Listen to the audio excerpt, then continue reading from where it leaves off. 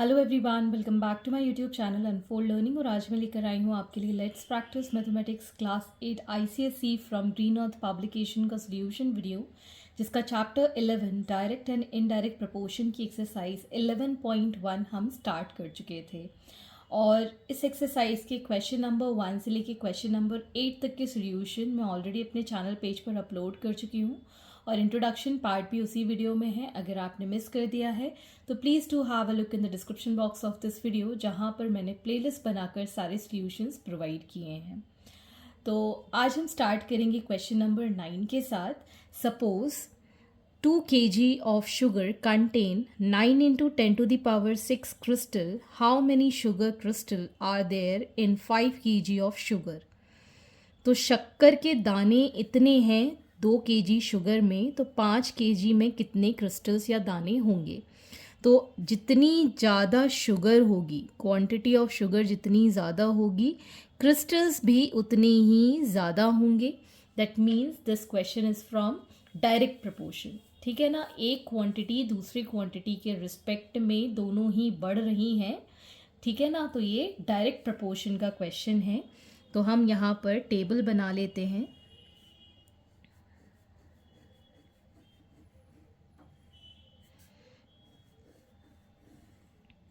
पहले हम लिखेंगे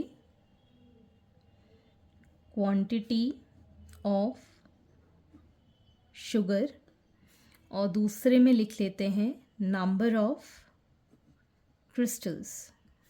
ठीक है, 2 kg शुगर के अंदर 9 into 10 to the power 6 crystals हैं, तो 5 kg में कितने होंगे। हम x एज्यूम कर लेते हैं। Let the number of crystals be x। ये क्वेश्चन डायरेक्ट प्रपोर्शन का है, तो 2/9 into 10 to the power 6 is equal to 5/x। Cross multiply कर देंगे, x will be equal to 5 into 9 into 10 to the power 6 upon 2। ठीक है, ये हम मल्टीप्लाई करके लिखेंगे तो 45/2 आ जाएगा इंटू 10 टू दी पावर 6। ठीक, अब हम यहाँ पर x की वैल्यू डिटरमाइन करने के लिए इसको डिवाइड करेंगे, तो ये आ जाएगा 22.5 इंटू 10 टू दी पावर 6। आप चाहें तो इस आंसर को as it is number of crystals के लिए छोड़ सकते हैं, लेकिन हमको यहाँ 10 टू दी पावर 7 लाना है और इस डेसिमल को इधर खिसकाना है। तो हम क्या करेंगे, 22.5 को मल्टीप्लाइड बाय 10 और डिवाइड बाय 10 कर देंगे। जब डिवाइड करेंगे ये वाला डेसिमल भी नीचे आ जाएगा और ये आ जाएगा 10 टू दी पावर 6। अब यहाँ पर ये 1 और 6 कितने हो गए, 10 की पावर 7, और ये दो डेसिमल यहाँ लगा दिए तो 2.25 into 10 to the power 7 number of crystals हमको 5 kg शुगर में मिलेंगे। तो इस तरीके से आपको डेसिमल शिफ्ट करना आना चाहिए, ये आप प्रीवियस क्लासेस में भी सीख चुके हैं। Moving on to the next question.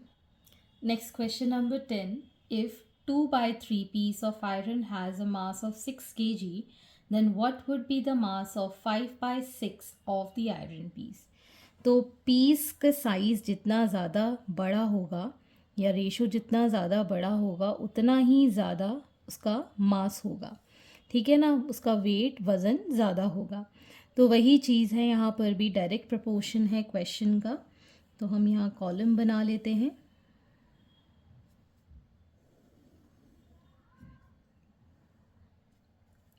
यहाँ पे लिखेंगे पीस ऑफ आयरन और यहाँ पर लिखेंगे इसका मास। 2/3 पीस का मास है 6 kg, तो 5/6 पीस का मास हम x एज्यूम कर लेते हैं। Let the mass of iron be x.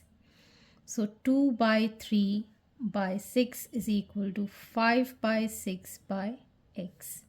Cross multiply करेंगे, ये x इधर चला जाएगा। 5/6 को हम एज इट इज़ लिख रहे हैं, इस 6 को इस साइड ले जाएंगे, ये आ जाएगा 2/3 इस तरीके से। नीचे हम 2/3 लिखते हैं, इस 3 को मैंने डायरेक्टली ऊपर लिख दिया है। ये कैंसिल आउट हो गया। 5 3s are 15/2 which is 7.5 kg. This is the mass of iron that has been required. Question number 11. On a birthday, on an average, 5 bottles of Coke were served for a group of 6 children.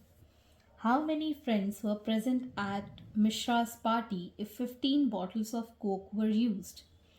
तो यहाँ पर number of bottles Coke की जो खुली हैं वो 6 children के लिए खुली हैं। तो 15 बॉटल कितने लोग पिएंगे, मतलब जितने ज़्यादा चिल्ड्रन होंगे, ठीक है ना, उतनी ही ज़्यादा हमको कोक की बॉटल्स लगेंगी। मतलब ये डायरेक्ट प्रपोर्शन का है। तो टेबल बना लेते हैं। यहाँ पर हम लिखेंगे नंबर ऑफ बॉटल्स और यहाँ लिखेंगे children.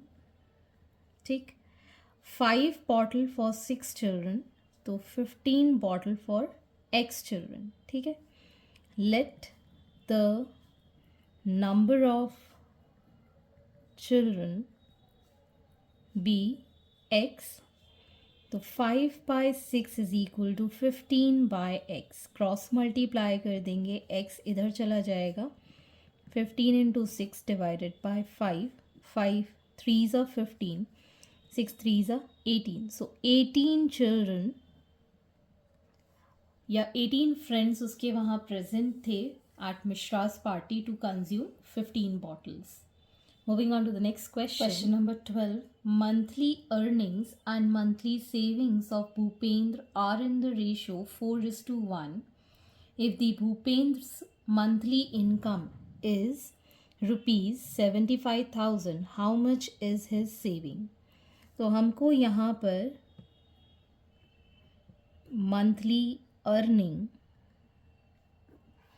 Upon monthly savings given है 4/1। ठीक है, अब हमको भूपेंद्र मंथली इनकम गिवन है ₹75,000 और भूपेंद्र मंथली सेविंग्स हम ले लेते हैं x। ठीक है, इसमें पुट कर देते हैं।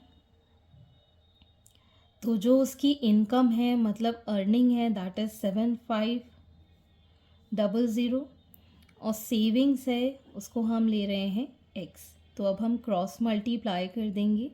तो x will be equal to 75,000 divided by 4। 4 1s are 4, यहाँ बचेगा 3। 4 8s are 32, फिर बचेगा 3 30। 4 7s are 28, 2 4 5s are 0s are. So rupees 18,750 is the savings of Bhupen. ठीक है, ₹18,750। आप चाहो तो इसको टेबुलर फॉर्म में भी कर सकते हो, मैंने इसको रेशियो के फॉर्म में कर दिया है। ठीक, moving on to the next question. Question number 13. A loaded truck travels 14 kilometers in 25 minutes. If the speed remains same, how far it can travel in 5 hours? तो जितना ज़्यादा डिस्टेंस होगा उतना ही ज़्यादा टाइम लगेगा, या जितना ज़्यादा टाइम लगेगा उतना ज़्यादा डिस्टेंस ये ट्रैवल करेंगे। तो हम यहाँ पर कॉलम बना लेते हैं, because this is from direct proportion, direct variation, distance और टाइम का। 14 किलोमीटर्स इसने ट्रैवल किया है 25 मिनट्स में। तो मान लेते हैं x डिस्टेंस ट्रैवल कर रहा है 5 आवर्स को हम कन्वर्ट कर लेंगे multiplied by 60, that is in 300 minutes. ठीक है, let the distance travelled be x। तो ये आ जाएगा 14/25 x upon 300. So x will be equal to 14 into 300 divided by 25. 5s are 5, 6s are 0s are 5 1s are 5, 2s are 10. So 14 into 12 is 168 kilometers. So distance traveled in 5 hours is 168 kilometers. Question number 14. A tractor can plow 12 hectares in 4 hours moving at the same speed. How much time does it require to plow 13.5 hectare? तो जितना ज़्यादा time लेगा उतना ज़्यादा वो ज़मीन को plough कर पाएगा. ठीक है ना. This is from direct proportion. तो हम यहाँ पर कॉलम बना लेते हैं.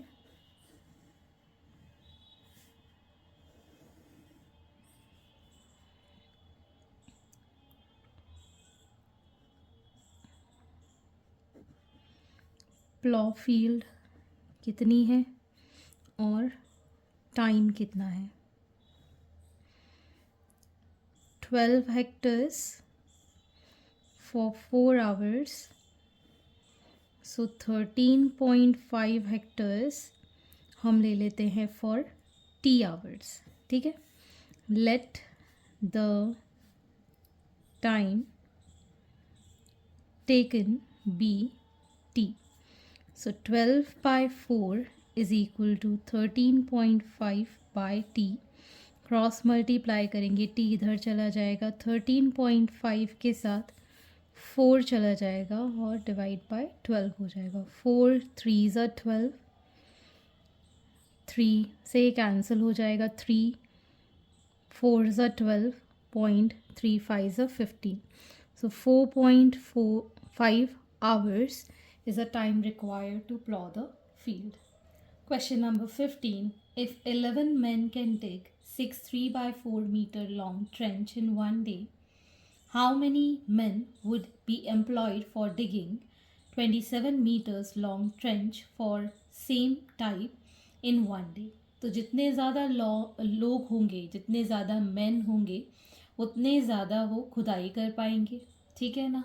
तो ये डायरेक्ट प्रोपोर्शन का हो गया. जितने ज़्यादा लोग उतनी ज़्यादा हम खुदाई कर सकते हैं या फील्ड को डिग कर सकते हैं.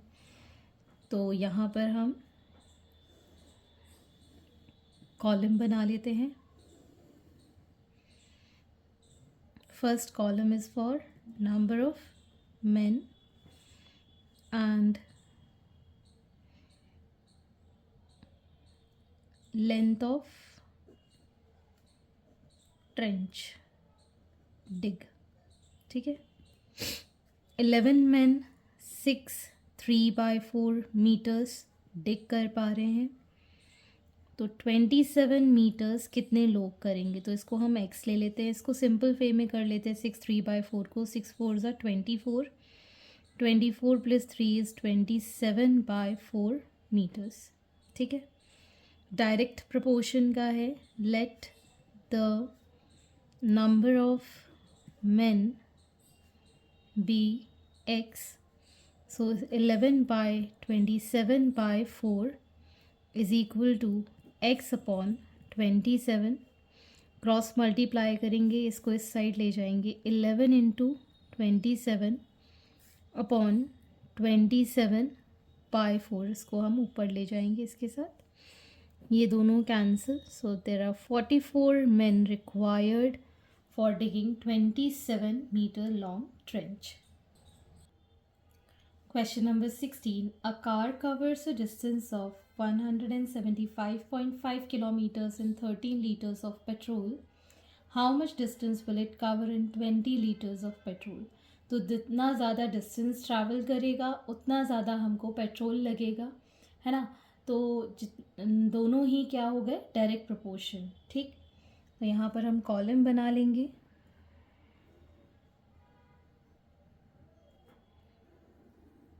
फर्स्ट में लिख लेंगे डिस्टेंस, सेकेंड में लिख लेंगे अमाउंट ऑफ पेट्रोल.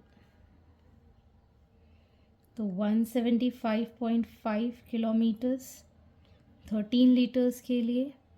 तो x 20 लीटर्स के लिए हम एज्यूम कर रहे हैं. Let the distance covered be x. So 175.5 divided by 13 is equal to x upon 20. x को हम यहीं छोड़ देंगे, 20 को इस साइड ले जाएंगे. 175.5 मल्टीप्लाइड बाय 20 डिवाइड बाय 13. तो ये कैंसिल हो जाएगा. 13 1 ज़ा 13, 13 3 ज़ा 39.5 से ये कैंसिल हो जाएगा. इसको 20 से मल्टीप्लाई कर देंगे. We'll get 270 kilometres as a distance that will be covered in 20 liters of petrol. Question number 17. In 8 days, the Earth picks up 6.4 into 10 to the power 9 kg of dust from the atmosphere. How much dust will it pick up in 15 days? तो 8 दिन में इतनी dust वो pick करती है, तो 15 days में कितनी करेगी? मतलब जितने ज़्यादा दिन होंगे उतनी ज़्यादा ही ये डस्ट पिक करेगी. ठीक है ना. तो ये डायरेक्ट प्रोपोर्शन का क्वेश्चन है. नंबर ऑफ़ डेज़ जितने ज़्यादा उतना ही ज़्यादा डस्ट पिक करेगी. तो यहाँ पर हम लिख लेंगे नंबर ऑफ़ डेज़ और यहाँ पर लिख लेंगे डस्ट पिक्स अप. 8 डेज़ में 6.4 into 10 to the power 9 kg. ठीक है. तो 15 डेज़ में हम मान लेते हैं x. ठीक है. Let the amount of dust pickup be x. So 8 by 6.4 into 10 to the power 9 is equal to 15 by x. So x will be equal to 15 into 6.4 into 10 to the power 9 divided by 8. 8 से ये divide हो जाएगा 0.8 times. इसको हम solve करेंगे. 15 8 ज़ा 120 होता है. तो 12 into 10 to the power 9 kg is the amount of dust that is being picked up. तो ये सारे क्वेश्चन हमने डायरेक्ट प्रपोर्शन के आज कंप्लीट कर लिए हैं. नेक्स्ट वीडियो में हम इनडायरेक्ट प्रपोर्शन पढ़ेंगे. सो आई होप आपको मेरे सोल्यूशन वीडियो ज़रूर पसंद आ रहे होंगे. अगर आपको कोई भी डाउट या क्वेरी है तो आप मेरे चैनल के कमेंट सेक्शन में कमेंट करके या फिर आप मुझे सर्च कर सकते हैं on Telegram by the name unfold learning, जहाँ पर आप अपने डाउट्स पर्सनली पूछ पाएंगे. At last, please do share my videos with your family and friends and don't forget to subscribe my channel. Thank you for watching.